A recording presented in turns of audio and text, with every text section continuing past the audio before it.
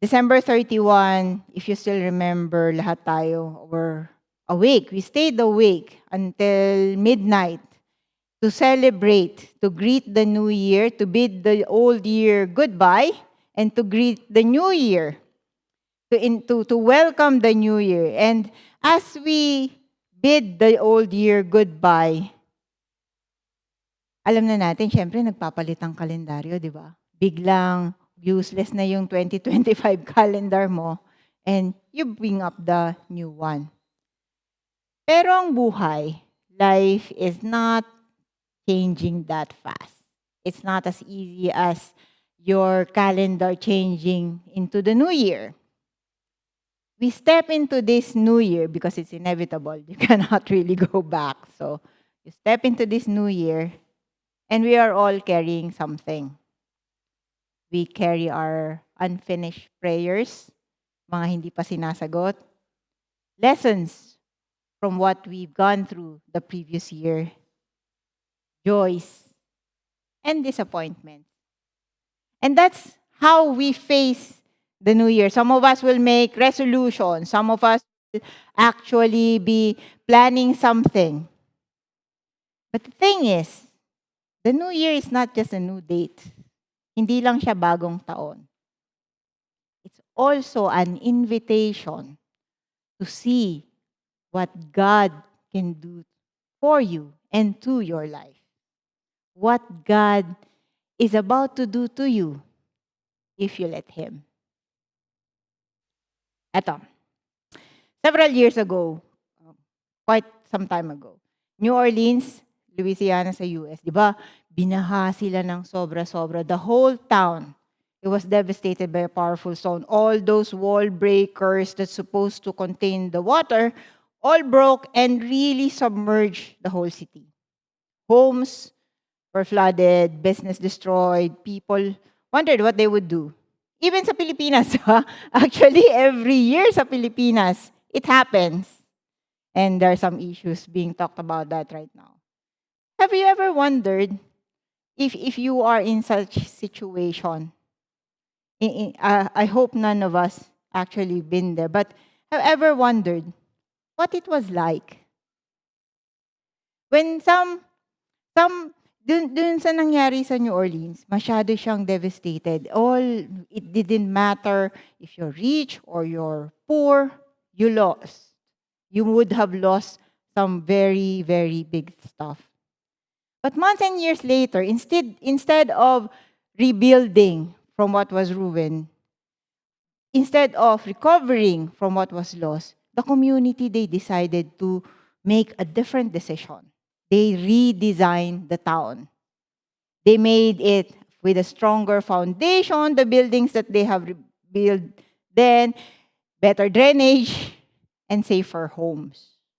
So nung bumalik na yung mga tourists, when they come back, they said that this doesn't look like the old town anymore. The facade may be the same for some, but it is actually different. The feels. And sabi nung taga doon, sabi niya, yeah, it's not. But it's better prepared for the future now. Sometimes, for everything that we've gone through, we want a restoration of the old. Why? Kasi yun yung familiar sa atin, di ba? Doon tayo less comfortable, doon tayo less happy. So what we would pray for is to be restored from that old. But God often offers something else. Because He has plans for each and every one of us. What God would offer us sometimes is something new. Something that would be able, that will enable us to be better. And that is the message that we're going to talk about today, which we entitled Light of a New Beginning. So it's not just the new year, but a new beginning if we let it be. And it will focus on Isaiah chapter 42, 5 to 9. This January, as the year started, let me ask you, what did you carry from the past? Because I'm I'm very sure all of us has carried something. And aside from that, given that, have you ever thought of what you are willing to step in with Christ in this year? In our devotion this morning, somehow Dennis mentioned about trust. And some trust that was lost. Why? Because in the world that we live in today, it's full of empty promises. People make promises that for one reason or another may not be carried out. They will promise us one thing, but it's not going to go through. We hear big words, right? We hear big words. Itong mangyayari pag ginawa mo to. Or you will get this when you try this.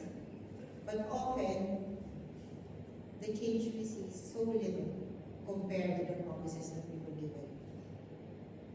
In this kind of world that we live in, this imperfect world that we are into right now, God speaks to us.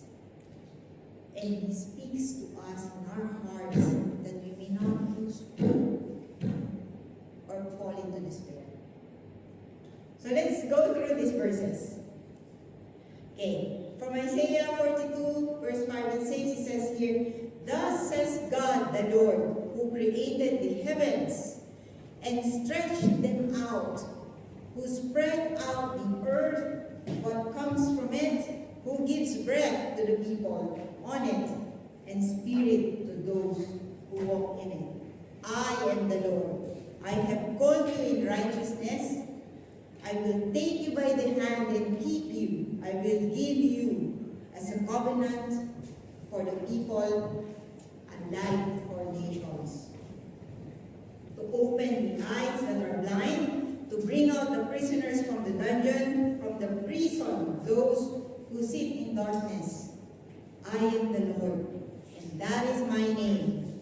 My glory I give to no other, nor the praise to carve idols. Behold, the former things have come to pass, and new things I now declare. Before they spring forth, I tell you of them." Sarap mo? The promise of God. This passage is not just poetry, it's a declaration of God, who He is, what He does, what He can do, and what His promises can accomplish through His chosen servant. These verses reminds us that our faith is not anchored in circumstances, hindi sa kung nasan ka o sa sitwasyon ka. It's not anchored on human strength. It's not anchored on what you can do. Our faith is anchored on the living God who creates, our Creator, who calls on us and fulfills His words. Remember, He was faithful before. And whatever He did to you in the past, we can always count on Him today and the future. Do you know a bit of a background on these verses? When the prophet Isaiah wrote this, they are in the middle of invasion. There was the Assyrian forces coming from the north and then the Babylonians coming from the west. So, the Israel itself, when he wrote this, the northern part of Israel is already been conquered by the Assyrians. So, the southern part where Judah was, people are starting to leave. They are starting to run away from home because they know that if they are captured by either forces, ano mangyayari sa kanila? They will be slaves. So imagine yung takot ng mga taong yun. And ng time na yun, not knowing what the future will bring. Prophet Isaiah wrote this to encourage them, to remind them, to hold on to that no matter how heavy the circumstances would be, the situation they are in, the Lord is with them. It may not, they may be living in uncertainty then, but the promise of God, the promise that He will deliver them is there, and they can hold on to that. Because in Christ, when we release what has been and walk in His light and trust God, He will shape what is to come. Something you can think about as we delve into these verses. Kasi si Lord, alam niya kinreate niya tayo. He has plans for us. If we just let Him to do it for us. Sa first verse pa lang, the God who brings us into the new year. He said here, thus says God, the Lord who created the heavens and stretched them out, who spread out the earth and what comes from it, who breathes life to the people. That is the God that we are all following. That is the God that knows us to the very fiber of our being. And He gave us a promise that He fulfilled before, and He will continue fulfilling for us. He is the creator of life. He is not distant. He's not far away from you. He's just there. And contrary to what we may be thinking, He is not silent.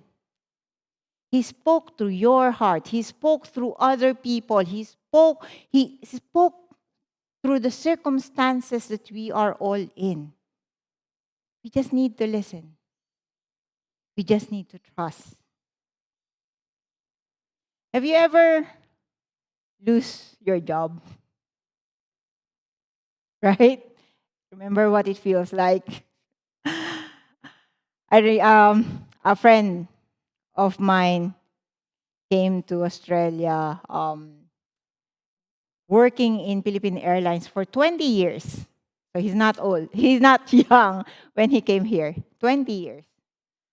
So when he came here, suddenly, no job, nothing. Feeling niya, hindi na niya kilala yung sarili niya. Kasi everything else that he was used to, suddenly is gone. And as he came here, he said he made plans, he had some certain expectations, but the reality of coming here hit him like a punch in the face. And it really tested him. Pero sabi nga niya in that season, Christ in his life is not just the Savior. Christ in his life is also the sustainer. Christ sustained him through that trying times as he adjusts here.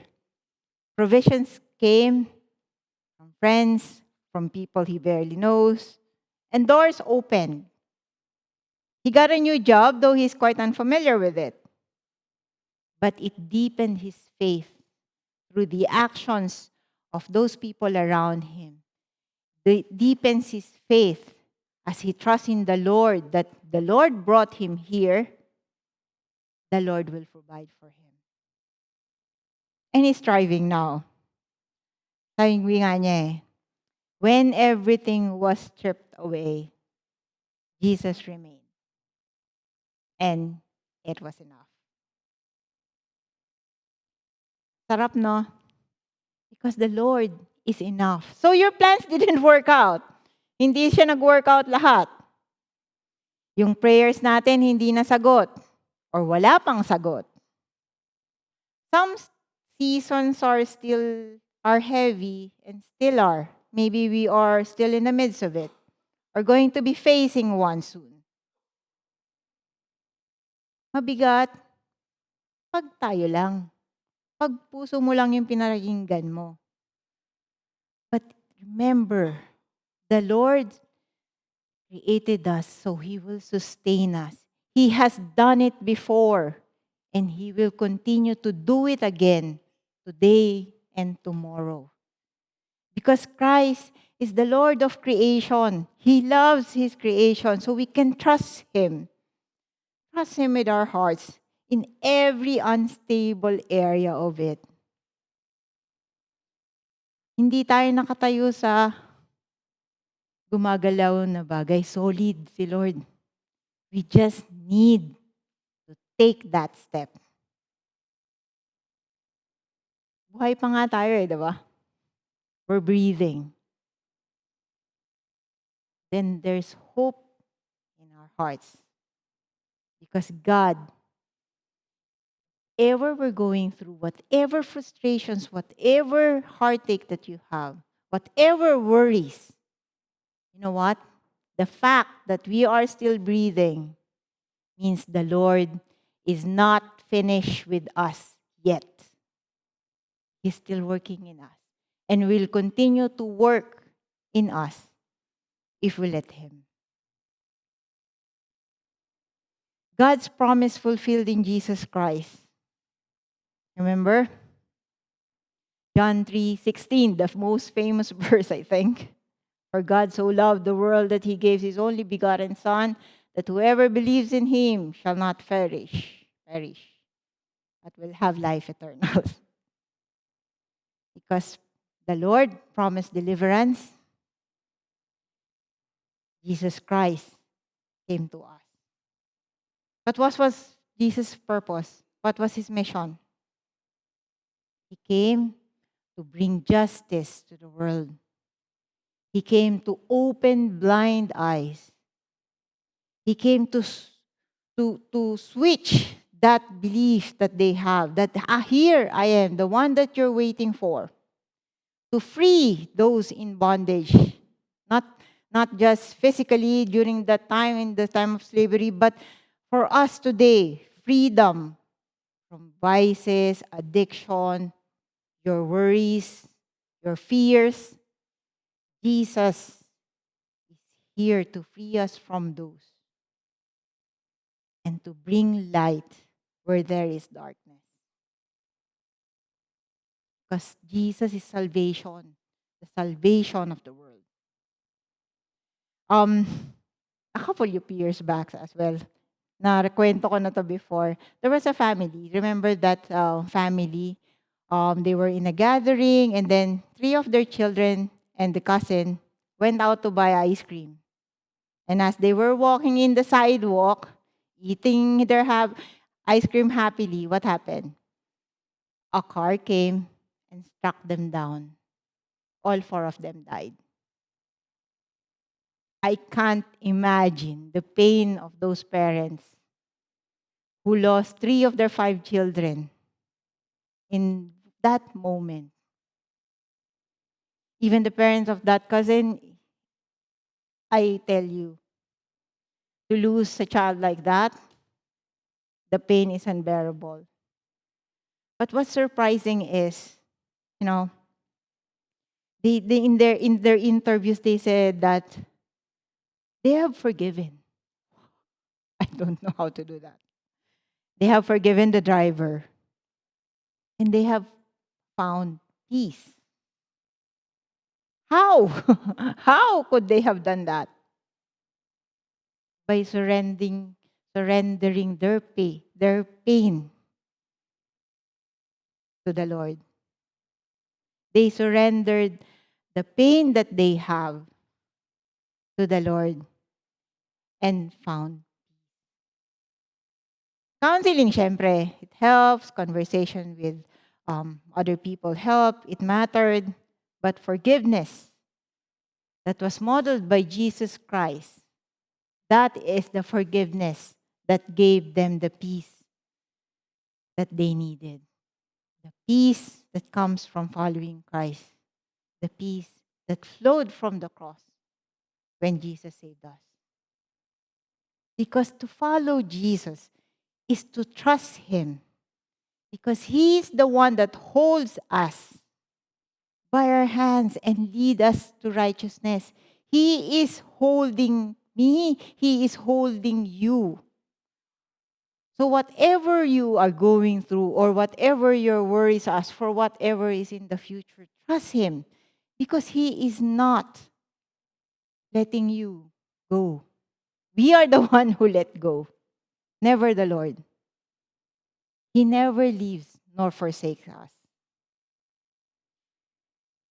Because in Christ, when we release what has been and walk in His light and trust Him, He will shape what is to come.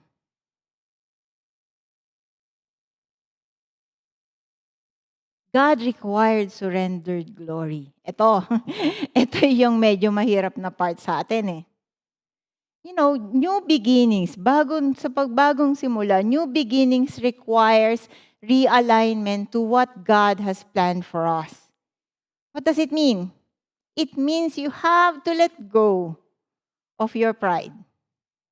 You think you're good? You think you're the best? No. Let go of your pride.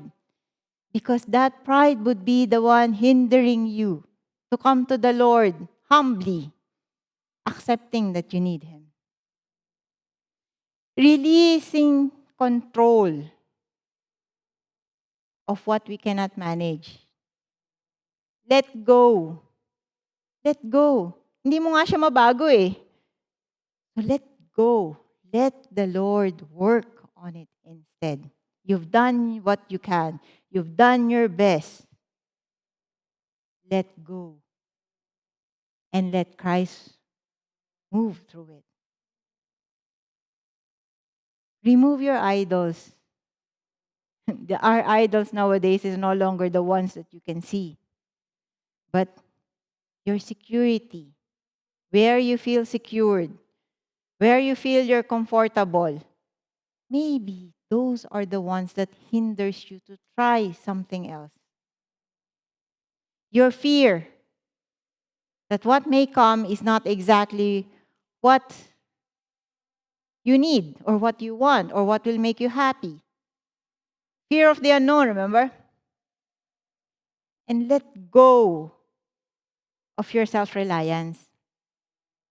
Sa totoo lang, we have to accept. Hindi natin kayang mag-isa. Hindi natin kaya by our own. God make it clear. The salvation is His work, and the glory belongs to Him alone. And He requires us, He requires our hearts to be undivided and focus only to Him.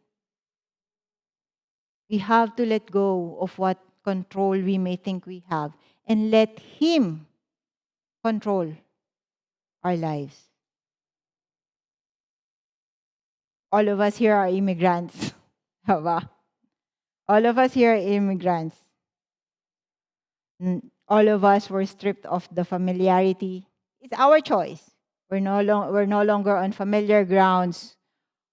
Wala na tayo sa teritoryo natin. And we would be expecting some stuff because that's what we heard, what we've read. But some of them will not be there. So, learning from those that came before us, Tita Mirna who's been here for so long, learning from them, where they found that hope, how did they go through it and live here for so long, happily, because of that unshakable hope that the Lord has provided for each and every one of us. Whatever circumstance does come in, with the Lord, you will be able to manage it. Because when Christ is first in our lives, pag siya yung nasa una, everything else parang it will find its proper place. Kasi pag una si God, at hinayaan natin siyang mamuno or mamuhay sa buhay natin, it will flow smoothly.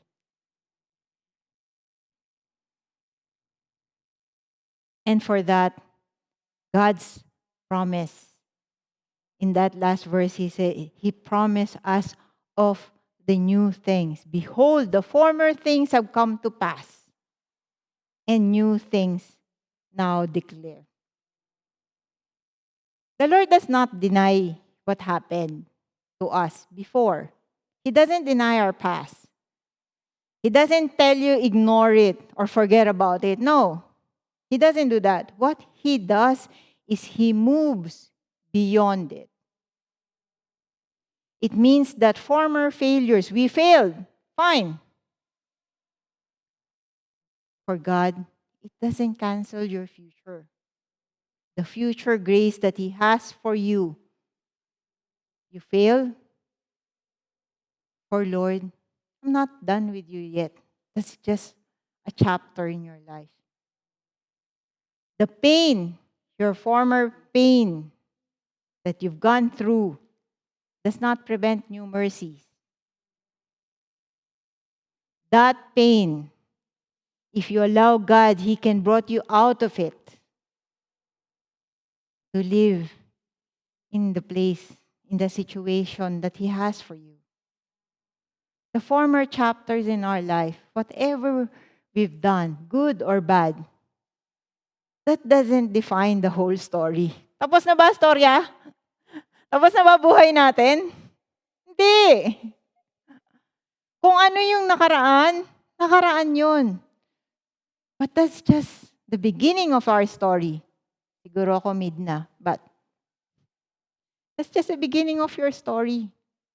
The Lord is still working in us. Okay? He is still working on our story. So let us not linger. Let us not wallow in what has happened or what is happening. Because the Lord is ready to give us and move us to the better place.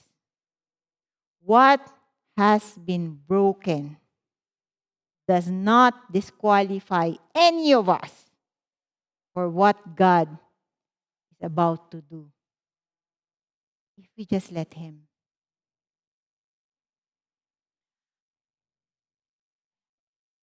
With many believers, followers of Christ, if you talk to them, what is the turning point when you have decided to follow Jesus? You know what they would tell you? That old patterns were broken. Their hope was restored. And their purpose was renewed. Because when you follow Christ, He starts to work in you. He will work through your life. He will work through what you are going through. He will work through your questions, your worries, your anxiety. He will work through you that your life may be according to His plan. And sometimes we thought that, di yata ako naririnig. But the thing is, the Lord works quietly. Cruise kami last week. And I was able to see. So, the first night, it was very, very wavy. Nakailan ka bang gamot? So, it was very, very wavy. So, we fell asleep with the ship moving so much. We were a bit scared. Nagtatakutan na nga kami. But you know, nalimpungatan ako around 5:30. And sabi ko, wow, quiet na. There's no splashing against the porthole. So I woke him up and said, let's go up. And lo and behold, it was still very dark. It was very dark. But you see how that sun coming up, how it pierced through the darkness. And in 30 minutes, it's this. Right? Ganyan si Lord.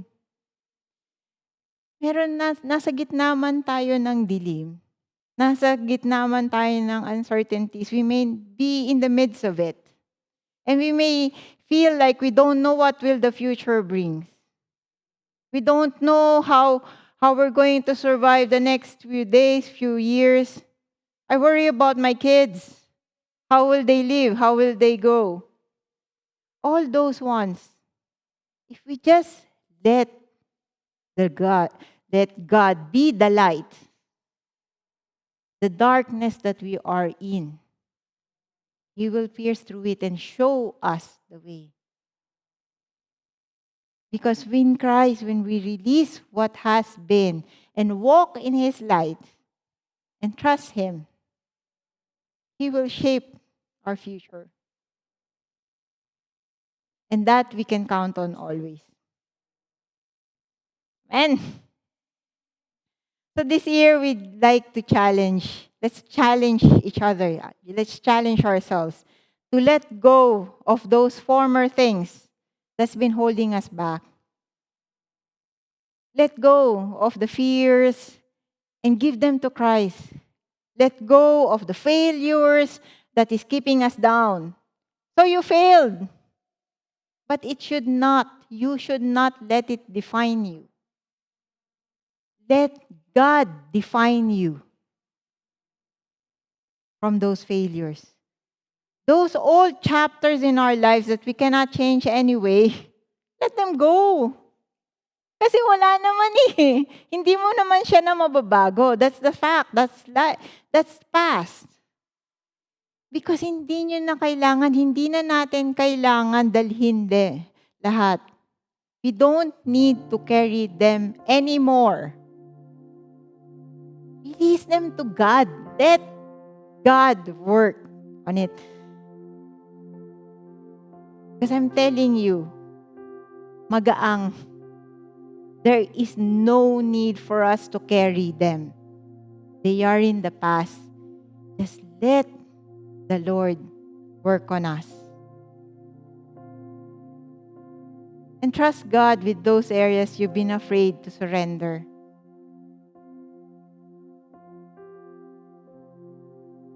Trust Him. Alam nyo yung mga worries natin, mga mga problema natin, hawak natin. You cannot hold on to it and then tell God, work in my life, please. No. You have to let it go. You have to let it go and give it to God. Raise it to God. So He can start working in our lives. We have to trust Him. Trust Him. Because His faithfulness knows no bounds. We have to surrender them all to God. And let Him be the driver. Let Him control our lives. Walang saysay na hawakan natin yan kahit gaano kahigpit. If you want rest, let go. We have to. Because He cannot work in our lives. He cannot work in your lives if you just keep it. Raise it to Him. Give it to Him. Surrender them all to Him. And trust Him.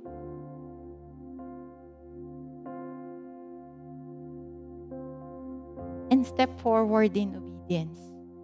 Take that step. Ask yourselves, how will my life reflect His light? Commit to Him. Take that one step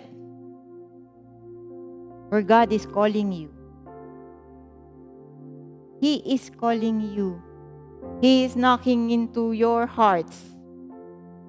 And you can use this year to start, to take that one step of obedience.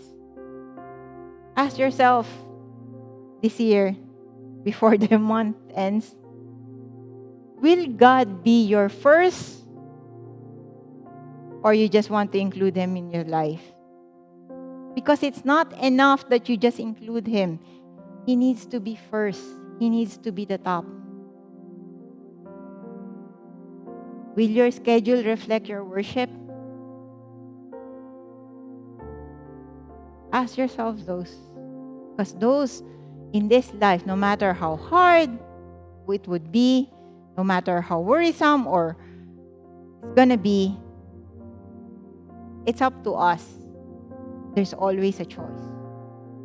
And I hope that in our quiet time, we reflect how we would want God to be part of our lives. Because we need to remember, in Christ, when we release everything to Him and choose to walk in His light, He will surely shape what is to come. And we know God, His love for us knows no conditions, no boundaries at all. We just need to take that step and accept Him and truly follow Him.